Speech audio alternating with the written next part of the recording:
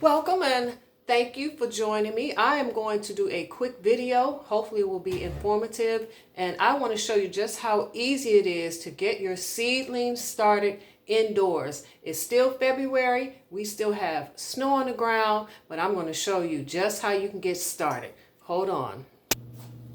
Okay, I'm back. So what we have here is soil. I'm going to try to get everything in the camera. So what I do, my personal preference is I purchase prepackaged soil, the kind that's either for seed starters or I get something called potting mix. And the reason being is it doesn't have all the big sticks in it. I still go through and check for sticks. It doesn't have the big rocks. You may find a few sticks here and there, but they're not anything like what you would find if you just got dirt right from outside in your garden. And again, this is just for seeds because this soil is light and fluffy, which makes it easier for the seed to pop through instead of really heavy and dense. And it doesn't have huge rocks. And most importantly for me, you cut back a lot on the gnats. Here's a little stick. That's not so bad. No gnats, well, not no gnats, but you cut back a lot on the gnats and the insects that come from bringing your outside soil inside. All right, so you need soil, you need water, you need a place to put your seeds in, a planter, and of course you need seeds. So let's get started. The first thing I want to talk about is, again, your soil. You want to get something that's for seedlings or starter seedlings or some type of potting mix, okay? This is just plain water, and this is a recycled bottle. Just fill it up with water.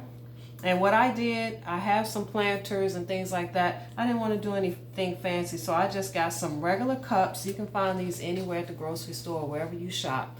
And what I do is I take my scissors and I cut right on the edges because we'll be watering these from the bottom. Some of these are already pre-cut. So if you look, I can stick my scissors right in there because I've already cut just the edges, because I don't water my seedlings from the top most of the time. I just water them right from the bottom, and I'll show you how. So all of these have been pre-cut right on the bottom so they can soak up water. And then I have these, and they are not cut. And I'm going to show you what I'm going to do with them. So the first thing you have to determine is what you want to grow. We saved our seeds from last year. So these are green pepper seeds, and before I used the peppers, I just took the seeds out and I let them dry out for a few days, and that's another video.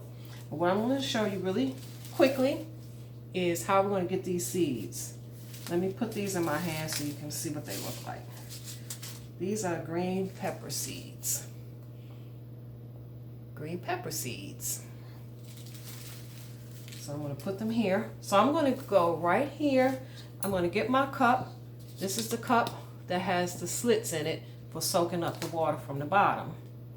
I'm going to fill my cup up. Well, I'm not going to fill it all the way up because you don't want to necessarily fill it up because it's kind of tall. You want to create a nice compact space for your seedlings, okay?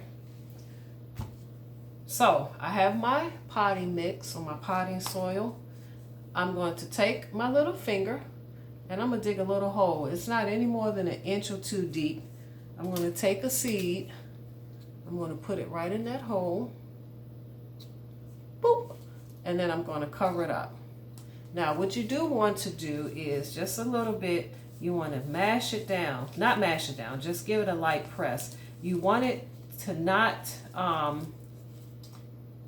be fluffy still because it'll create air pockets where your seedling is. And that's not what you want. So you want to just give it a little press.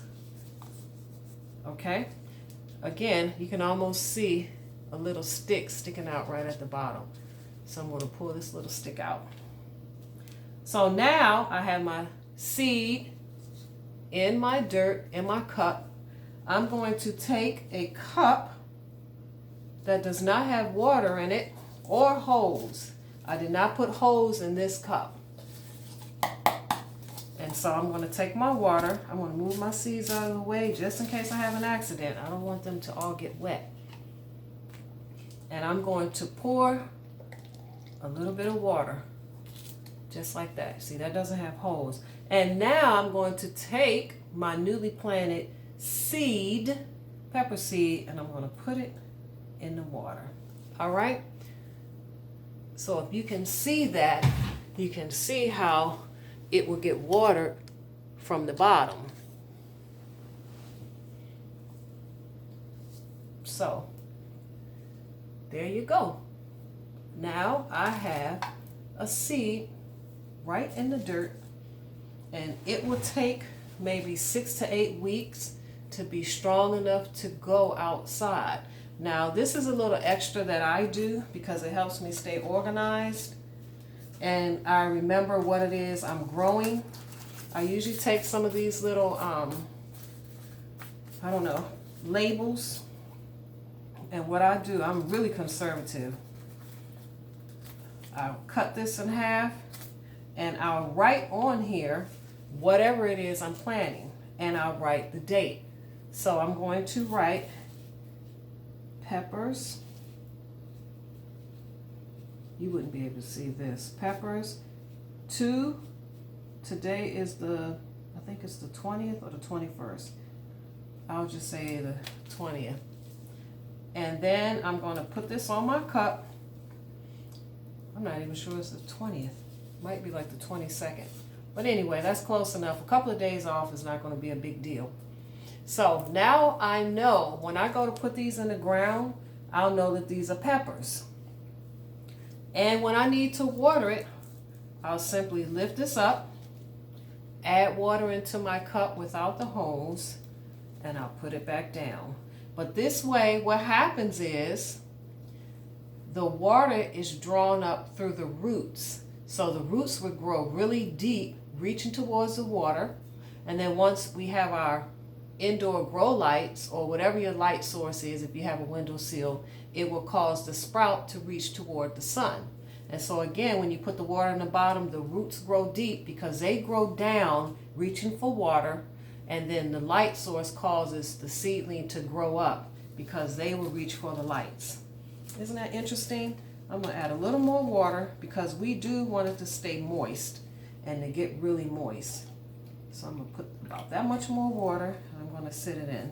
And it just makes it easier and less messy. And when you do it this way too, it really cuts way back tremendously on the amount of insects and gnats that are drawn to it when you water it from the top and it sits there for so long. So there you have it. What you need to begin: soil, water,